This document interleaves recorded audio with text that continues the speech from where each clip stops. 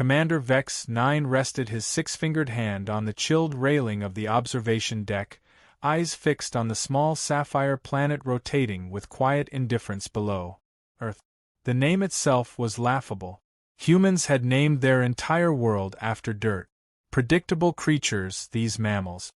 Commander, came the high-pitched trill of his communications officer, Ziltok, from behind. The Galactic Council requests an update on the human containment protocols. Vex-9 exhaled a sound that, to most species, resembled a guttural snort. Containment protocols? For the Dirtborn who only last week stumbled their way into nuclear fusion? Tell the Council my grandmother's pet slime could subjugate this backwater system with nothing but a rusted asteroid and a string of curses.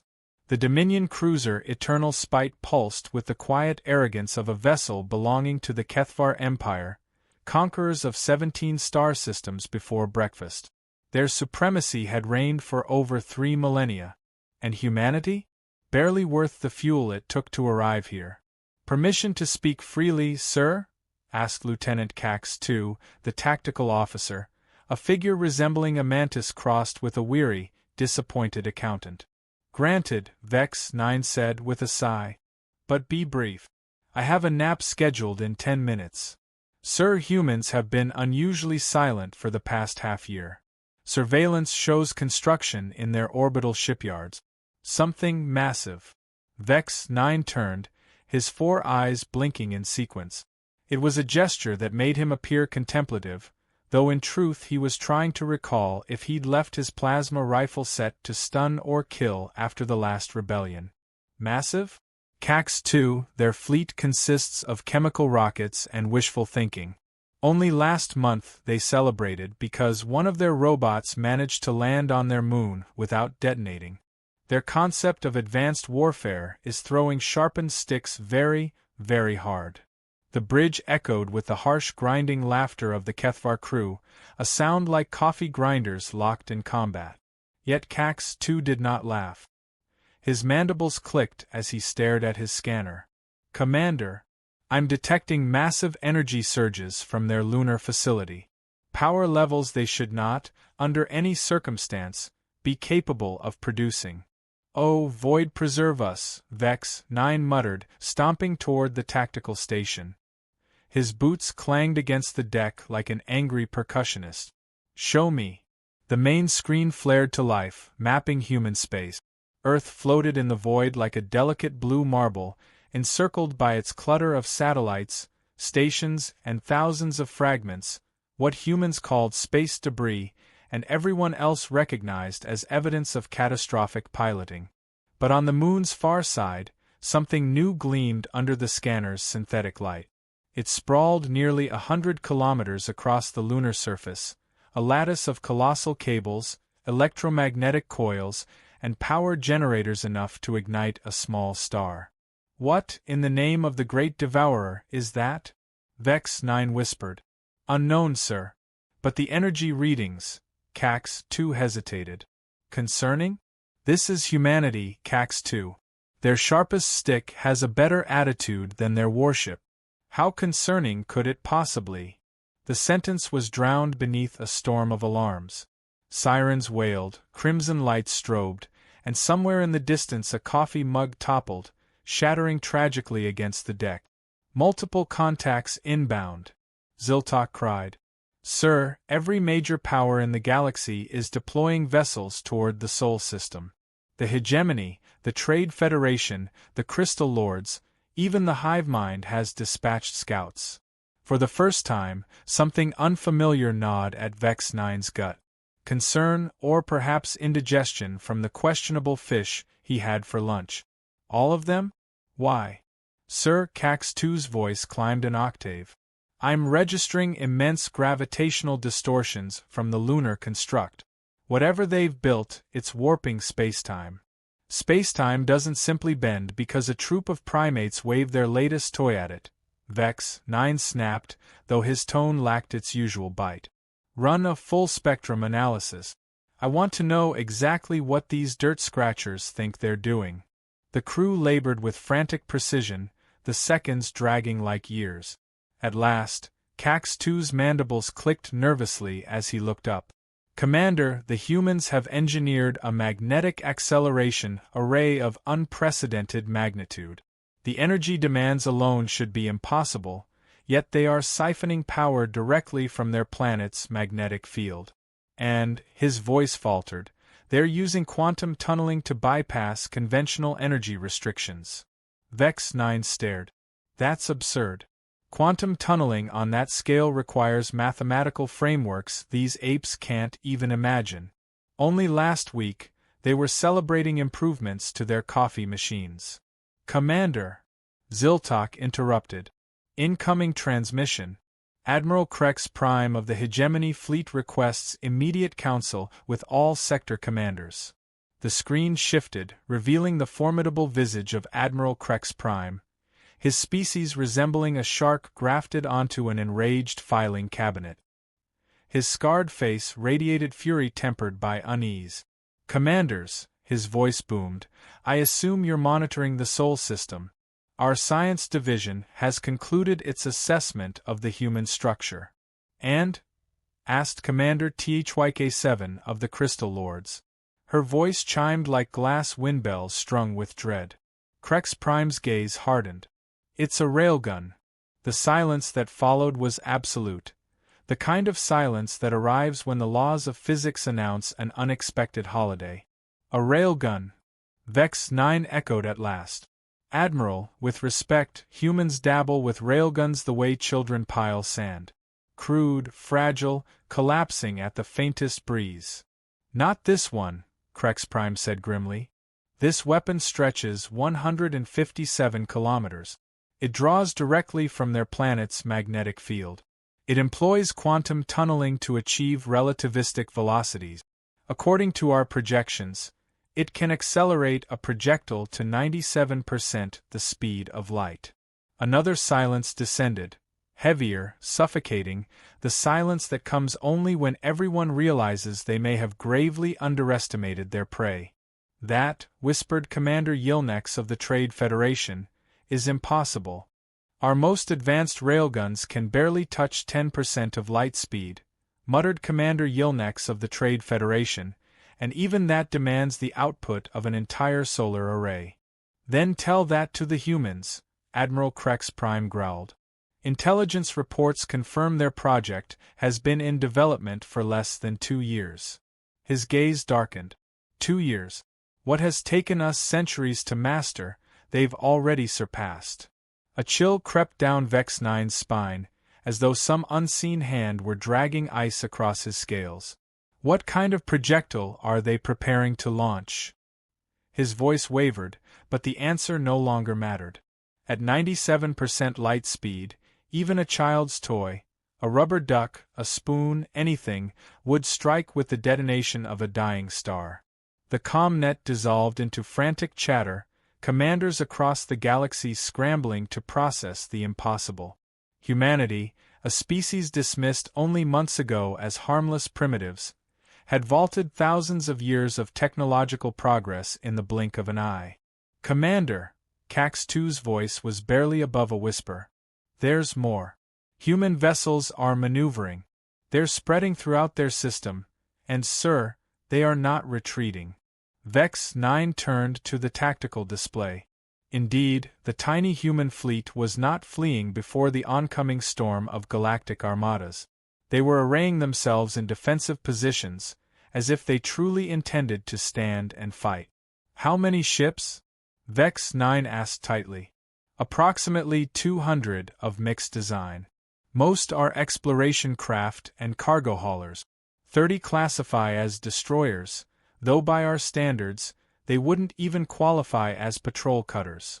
200 against Vex-9 calculated swiftly, nearly 3,000 vessels from 7 galactic powers. He clenched his jaw. Either they are completely deranged, or they know something we do not, Cax-2 finished. Before either could speculate further, every sensor across every ship in the Sol system erupted in alarm. The lunar facility was coming alive. Energy levels spiked so violently that even the hardened instruments of the Eternal Spite began issuing shrill, miserable beeps. Then, a voice cut cleanly across the galactic frequencies, calm and measured, with just the faintest trace of amusement that made Vex-9's scales crawl. "All ships," the voice said. "This is Admiral Sarah Vance of the Human Defense Fleet. You are currently trespassing within sovereign human space. You have 30 minutes to withdraw beyond the heliopause.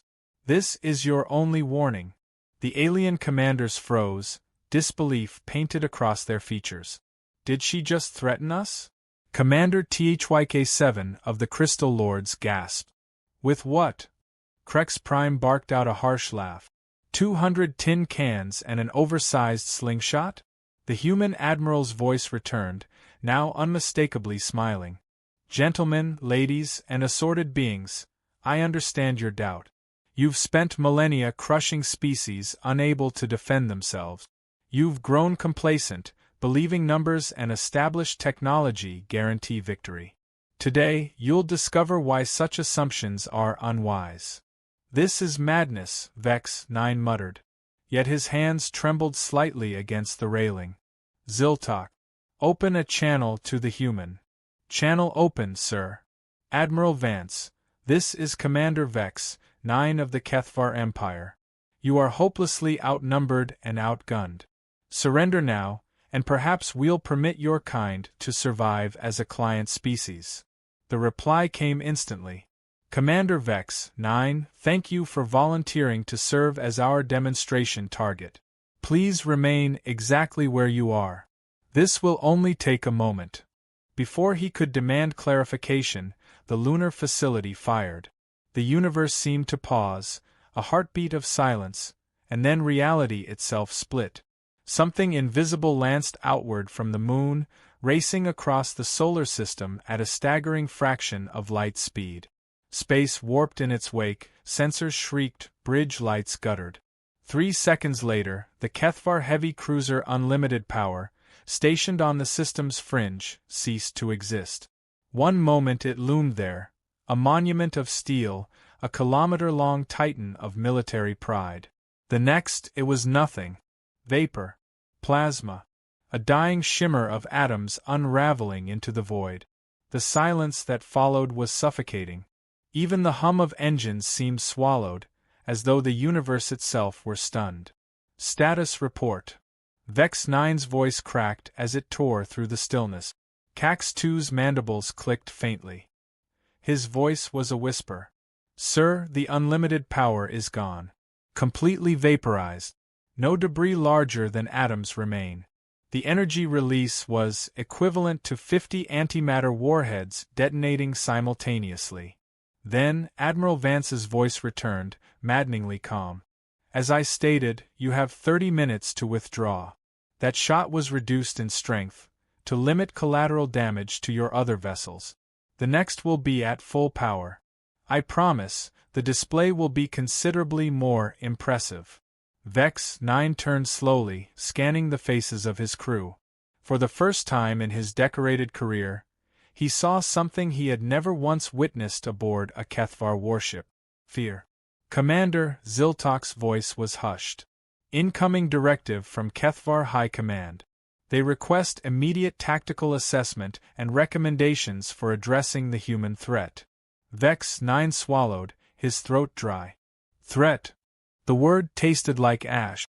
Vex-9 let out a sound that was meant to be laughter but broke halfway, emerging more like a sob.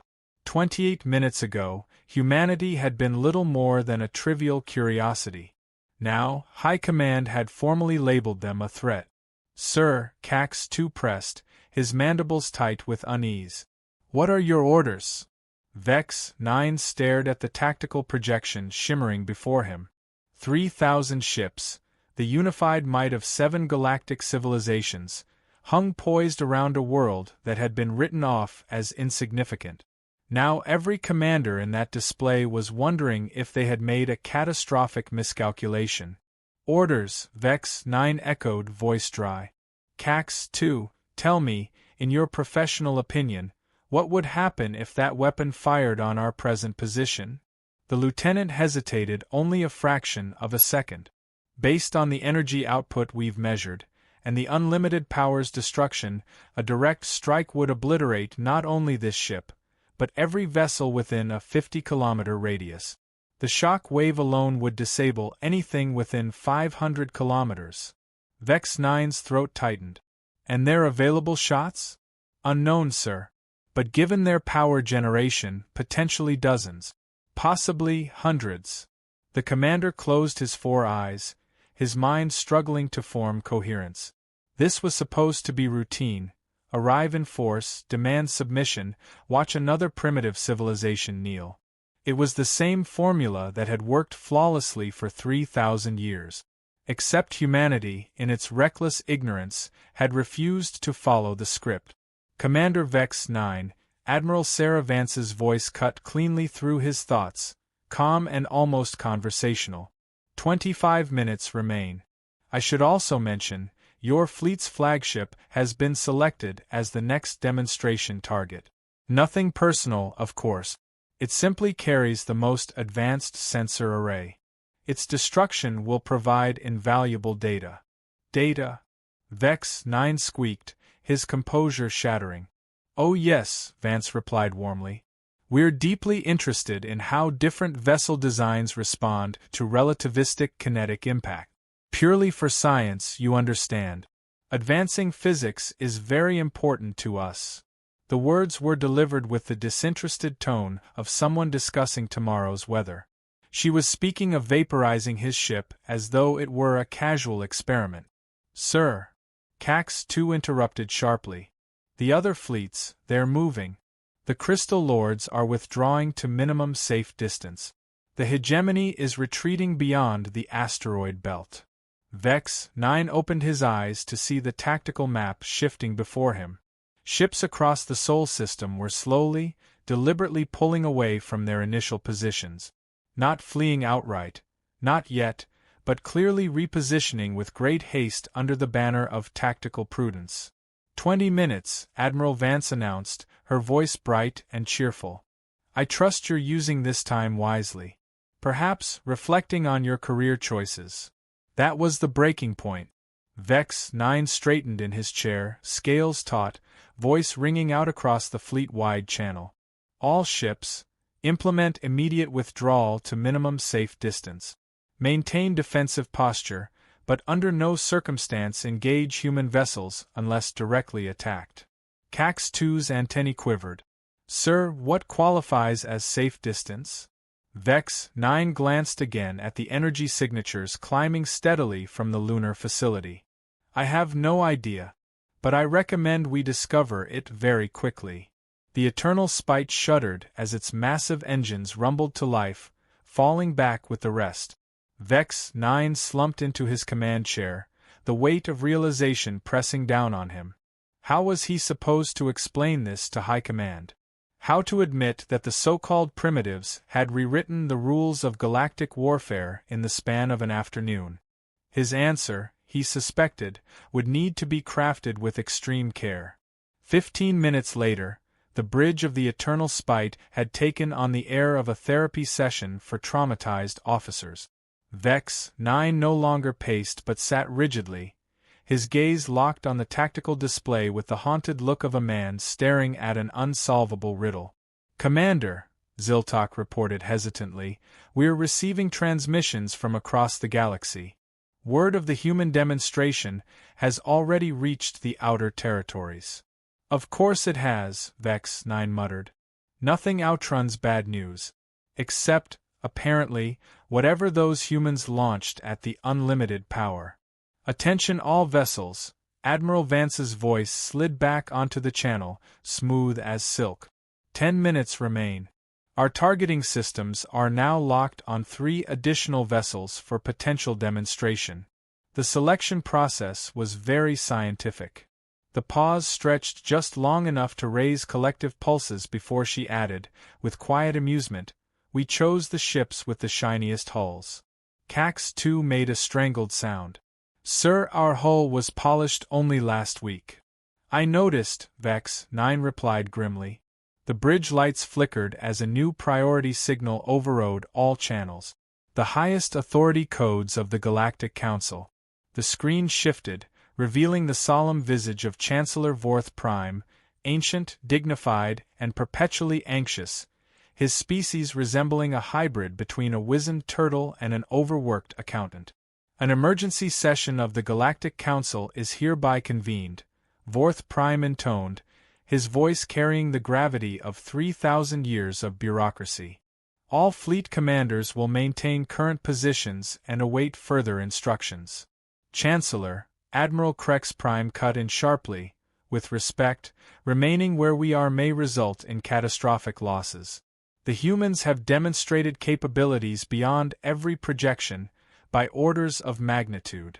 Impossible, Chancellor Vorth Prime replied, though conviction had drained from his tone. Our intelligence clearly indicated humanity was scarcely spacefaring. They only managed faster than light travel 6 months ago, Chancellor Vorth Prime began, his words heavy with disbelief. And then Admiral Sarah Vance's voice sliced across the official channel with the ease of an uninvited guest crashing a formal dinner. Chancellor Vorth Prime, this is Admiral Vance of Earth Defense Command. I believe you gentlemen were just discussing us. The silence that followed was of a special kind, the suffocating pause that descends when one realizes the subject of their private conversation has been listening all along. Admiral Vance, Chancellor Vorth Prime said carefully, choosing each syllable as though it might detonate. The Galactic Council acknowledges the sovereignty of developing civilizations. However, your recent demonstration has raised concerns about galactic stability. Our demonstration? Vance laughed. The sound was bright, dangerous, and made Vex-9's antennae twitch involuntarily. Chancellor, your fleets entered our system uninvited, without warning, and with unmistakably hostile intent. We merely clarified our stance on uninvited guests. She paused. 8 minutes remain. Admiral, the Chancellor pressed, his tone strained, perhaps we can arrange a diplomatic dialogue to resolve this matter. The Council is always willing to negotiate with emerging civilizations. Negotiate. Vance's tone sharpened, shedding its earlier humor. Chancellor, let me save us the performance. For 3,000 years, your empires have repeated the same script. You find a species that appears weak. You demand submission. When they refuse, you annihilate them. The Veltari, the Nordak, the Sheath, dozens more. Vex-9 felt his stomach turn to stone. The humans knew. They knew the histories of the conquered, all of them. We've studied your methods, Vance continued coolly. We've learned from the failures of those who came before us, and we have prepared accordingly. 6 minutes, she added, almost cheerfully. Commander Yilnex of the Trade Federation found his voice, though it trembled. Admiral, you must understand destroying our fleets will only bring larger armadas. The galaxy will not tolerate threats to the established order. Commander Yilnex, Vance replied smoothly, you are absolutely correct. More fleets will come. Stronger weapons. Grand speeches about honor, duty, and the sanctity of order. And when they arrive, her voice grew colder, the temperature on the Eternal Spites Bridge seeming to drop. We will be ready for them as well. Cax 2's mandibles began to click rapidly. Sir, new energy signatures, he whispered. Multiple sources. Vex-9's gaze snapped to the tactical display. His last hope shriveled and died. 3 more colossal installations were powering up, one on Mars, another hidden in the asteroid belt, and a third drifting like a sentinel near Jupiter. 4 minutes, Admiral Vance announced. Oh, and do take note of our additional defensive platforms coming online. We wouldn't want anyone to feel excluded from the festivities. Other installations? Chancellor Vorth Prime breathed, his voice cracking. Indeed, Vance replied. For the last 18 months, we've been constructing a comprehensive defense grid throughout our system. Each installation is capable of precisely the same performance you witnessed earlier. Consider it a neighborhood watch program. With relativistic projectiles. The channel fell silent except for the chorus of distressed noises from alien commanders, each in their own tongue, a cacophony of disbelief and fear. 2 minutes, Vance declared. Commander Vex-9, you've been selected as our primary target. Any final words for the historical record?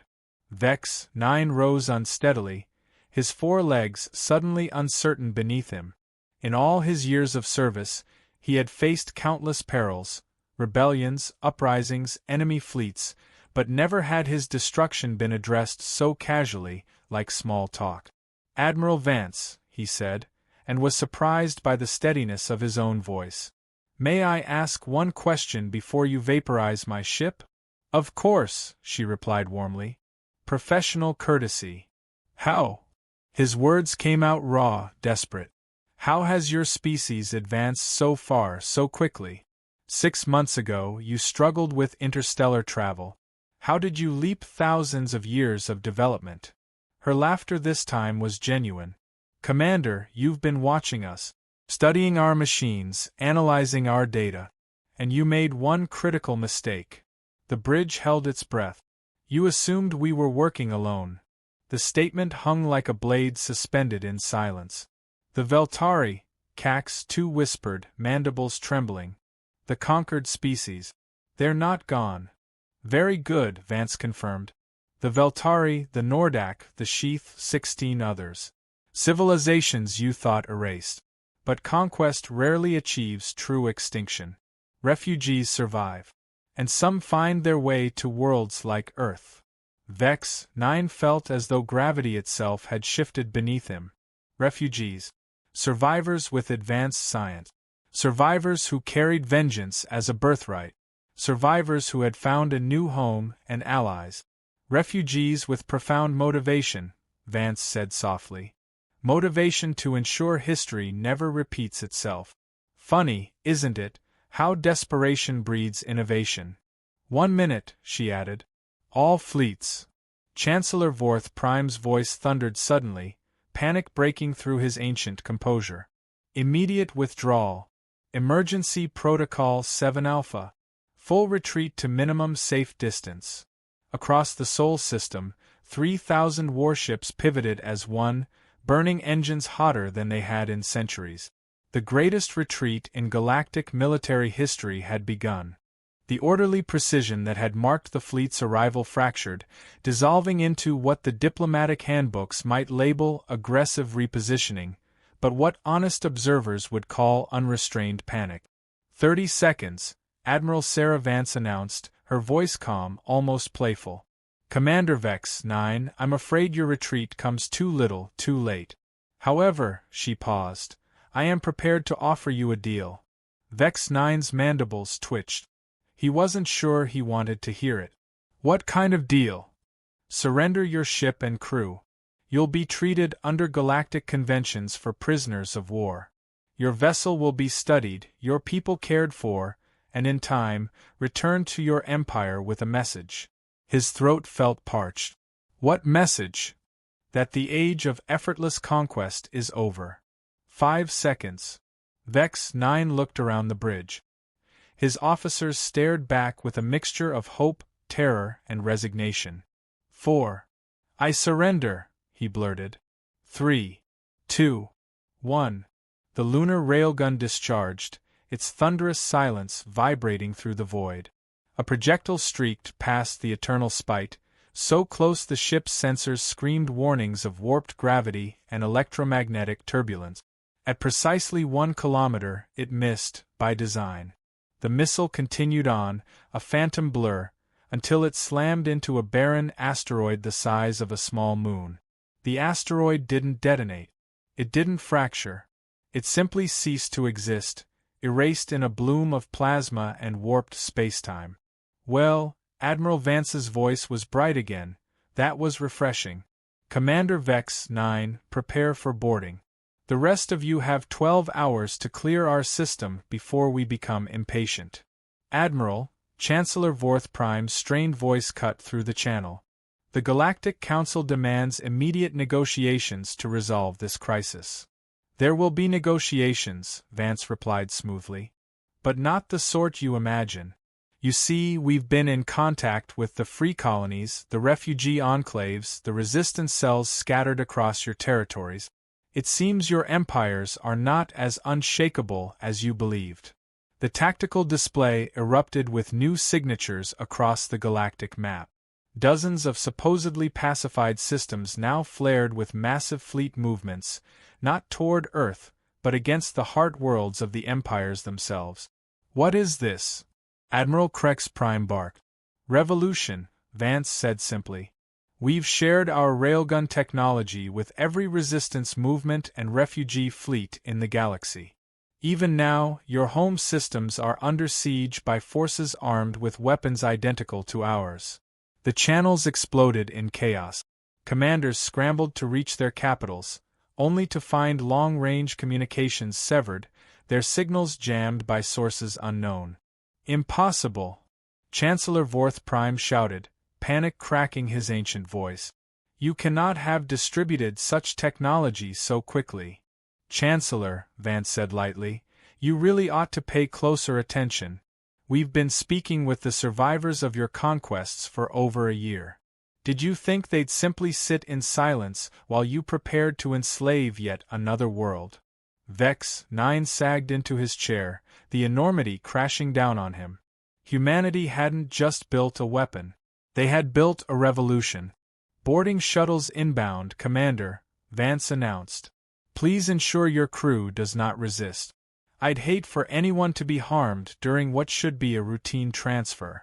Through the viewports, Vex-9 watched sleek human craft approach, their movements confident, efficient, the gestures of a civilization that had rewritten the rules of war in a single afternoon.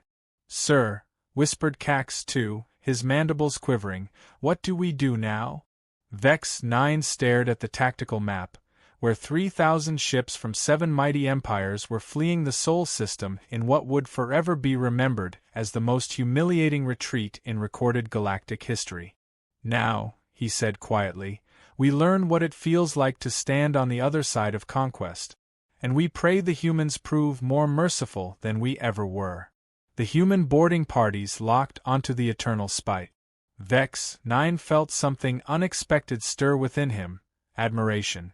Humanity's victory wasn't merely defense. They had triggered a cascade of liberation that would topple empires and free entire civilizations. All with a railgun, refugee scientists, and a wickedly sharp sense of irony.